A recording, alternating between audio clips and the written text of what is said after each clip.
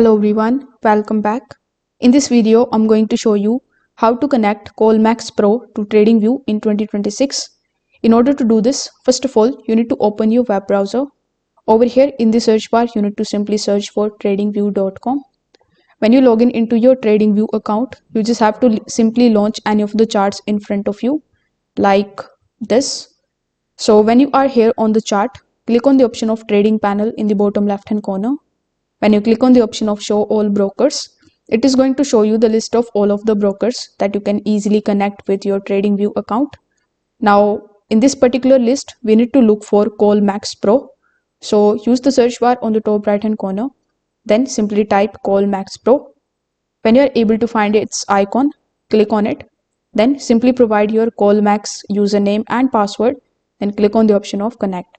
So it is that easy for you to connect your ColmexPro account to TradingView in 2026. When the connection is established successfully, you will be able to easily punch your orders directly on the TradingView account. So if this video helped you out, consider subscribing to the channel and liking the video. Thanks for watching.